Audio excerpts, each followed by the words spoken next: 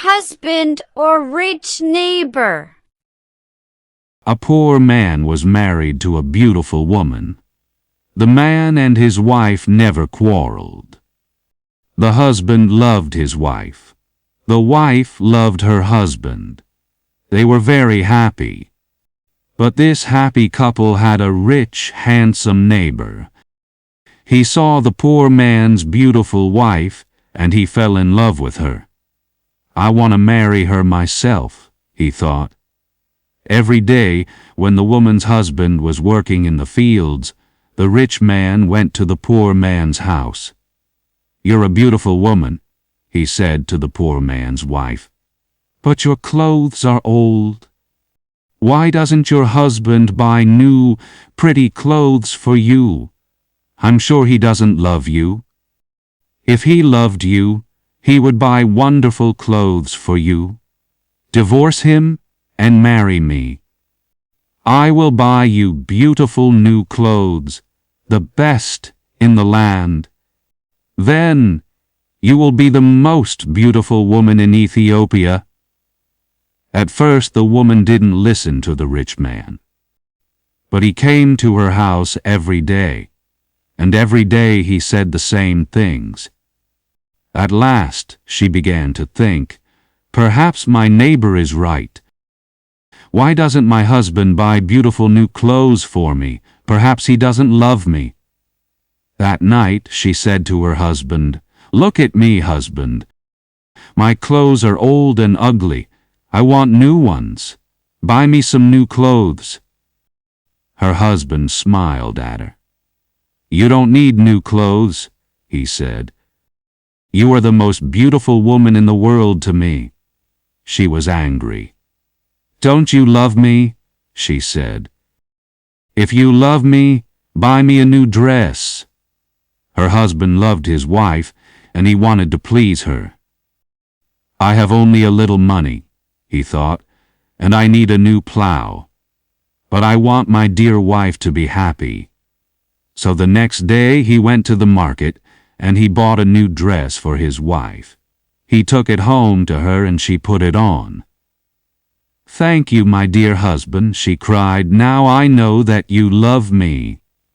When the rich man came to see her again, she was wearing her new dress. "You see," she said to him, "my husband loves me very much. He bought me this beautiful new dress." The rich man shook his head. "But a good husband doesn't only give his wife new clothes," he said. "He gives her gold. Where's your gold necklace? Where are your gold rings? Why doesn't your husband give you those?" He opened a box and showed her some beautiful gold jewelry. "Look at these," he said. "Divorce your husband and marry me, and I will give all these to you."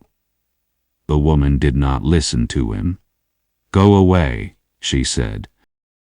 "I love my husband, and he loves me, and we are happy together." But the rich man came again every day, and every day he showed her the box of jewelry.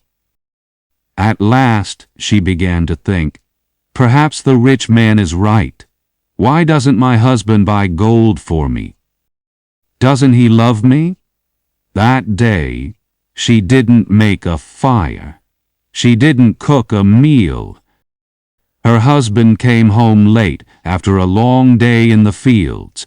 He was tired and hungry. "There's no dinner for you tonight," his wife said. "You don't love me." "What?" her husband cried. "But my darling, I love you more than anything. You are the most wonderful person in the world." "Then why don't you buy me some gold jewelry?" she said. When a man loves his wife, he gives her a gold necklace and rings for her fingers.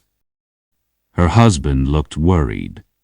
"I spent money on her new clothes," he thought. "How can I find more for gold? I'll go and see my brother. Perhaps he will lend me the money. I must buy gold for my dear wife. I want her to be happy." The next day he went to visit his brother. "Lend me some money, brother," he said, "and I will work for you in your field." "All right," his brother said, "but you must work hard. There are many stones in my field, and you must move them all away." Her husband agreed and took the money. He went to the market and bought some gold jewelry. Then he took it home to his wife. His wife was very happy. She put the necklace round her neck and put the rings on her fingers. "Look at me," she said. "Am I not beautiful?" "You're very beautiful," her husband said. "If you are happy, I am happy." She put her arms round his neck. Thank you, my dear husband," she said. "Now I know that you love me." The next day, her husband went out very early, before the sun rose in the sky. He ran to his brother's field. It was covered with stones. "I must work very hard now," he thought. "I must start early and stop late. I must pay my debt to my brother." His wife was working happily at home. "I'll make a wonderful dinner for my husband tonight," she thought. "He gives me wonderful presents. He works hard for me. I know that he loves me." "Hello?" a voice called out. "Are you there?" The woman went outside. Her rich neighbor was there. "Ah, it's you," the woman said. "Listen, neighbor, you were wrong about my husband. Yesterday he bought me this beautiful jewelry.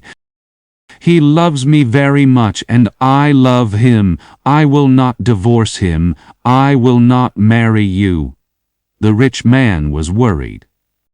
Her husband loves her too much, he thought. If I want her, I must be clever. At last he said, "Your husband gave you clothes and jewelry, but I can give you more than that." "What? What do you mean?" the woman cried. "Can your husband make miracles?" the rich man asked. "Miracles? No, of course he can't make miracles," the woman answered. "Only God can make miracles. Men cannot make them." "But I can," the man said, "because I love you. Love can make miracles. If your husband loves you, he can make miracles for you. If you love me, I will make miracles for you." "Make a miracle for me now," the woman said. "I can't," the rich man answered. "You must promise to love me first. You must leave your husband and come to me. Then I will make wonderful, wonderful miracles for you." The woman said nothing, and the rich man went away. That night, the poor man came home late. He was very tired and hungry. His wife brought water for him, and he washed himself. She brought delicious food for him, and he ate it. "My poor husband," she thought. "He works so hard for me, and he is so tired and hungry. The rich man is foolish. How can my husband make miracles? It's impossible." But the next day, and the day after, and the day after that, the rich man came to her house again. "Did your husband make a miracle for you yesterday?" he asked the woman. "Leave him and love me, and I will make many, many miracles for you every day." At last, the women began to listen to him. One day when her husband came home, she was sad. "Wife, dear wife, what is wrong with you?" cried her husband. "Are you sick?" "No," she said. "I'm sad because you do not love me." "What?" cried her husband. "But you know that I love you. I bought you new clothes. I bought you gold jewelry. You're the most precious thing in the world to me." "But you don't make miracles for me," his wife said.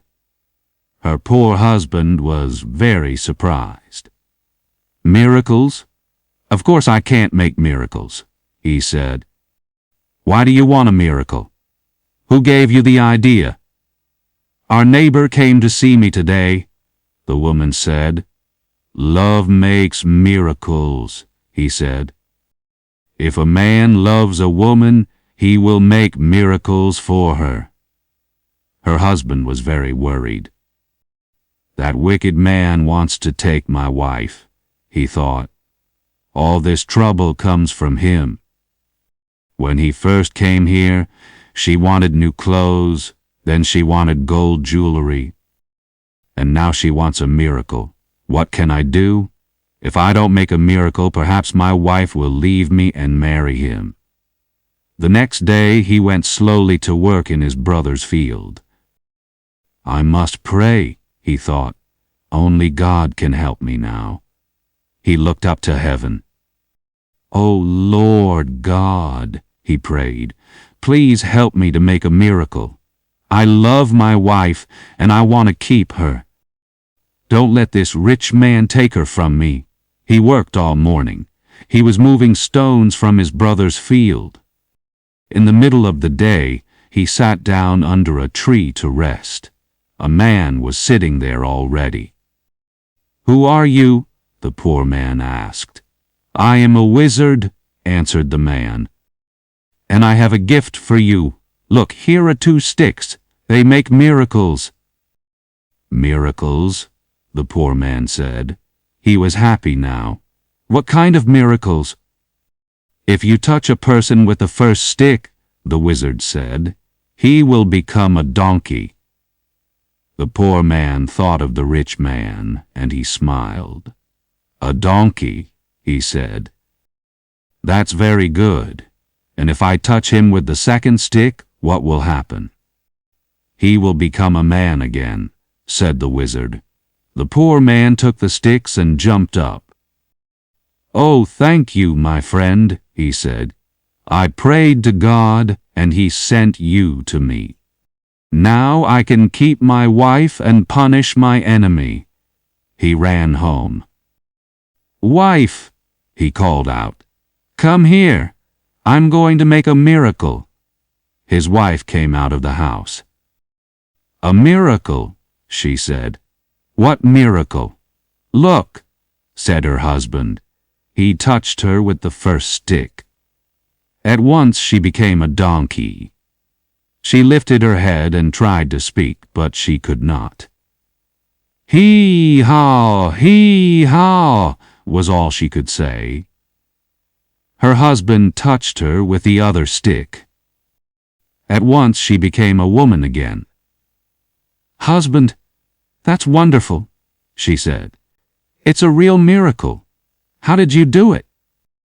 "I prayed to God," her husband said, "and he helped me. And now, wife, I am going to punish my enemy." "Your enemy?"